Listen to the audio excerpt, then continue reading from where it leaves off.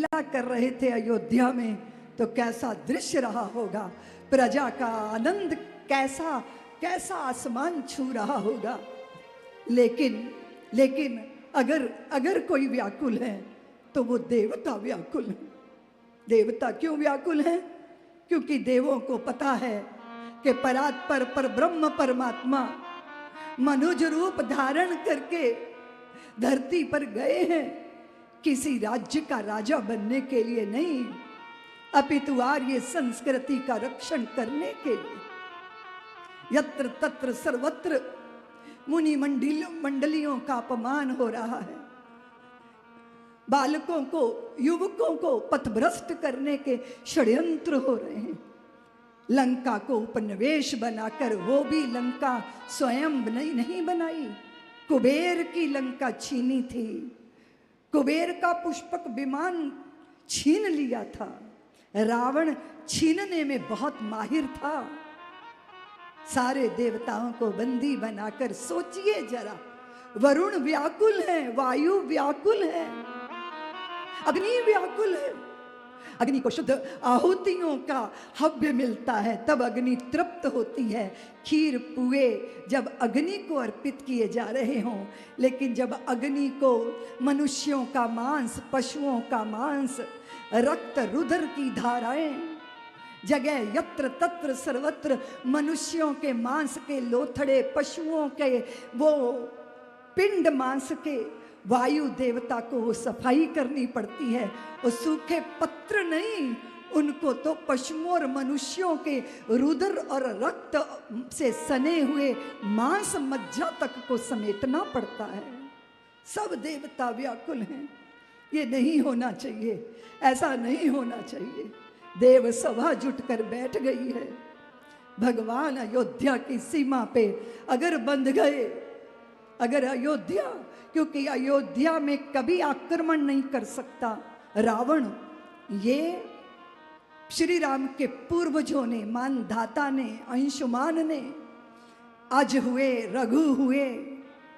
रावण बार बार आया था लंका के महाराजा अधिराजाओं को उकसाने के लिए, बार बार मुंह की खाकर लौटना पड़ा था उसे। एक बार उसने कर के लिए, महाराज बाहर गए हुए थे, कर की उसने अपने लोगों को भेजा कि लंका कर भेजे अयोध्या, तब ब्रह्मास्त्र का संधान कर कर छोड़ दिया था।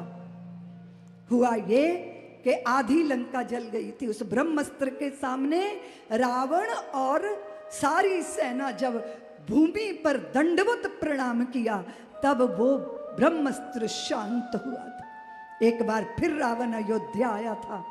आज महाराज सरयू में संध्या वंदन कर रहे थे, सरयू में खड़े हुए और उन्होंने जल का निक्षेप किया दक्षिण दिशा, पश्चिम दिशा की तरफ। रावण ने ब्राह्मण का भेष बना रखा था। आश्चर्यचकित हुआ वो कि ये पश्चिम में ऐसी संध्या करने की तो कोई विधि नहीं है। तो जब सम्राट अज सरयू के किनारे पे आए तो ब्राह्मण भेष धारण किए रावण ने पूछा कि महाराज ये कैसी संध्या विधि आपने की?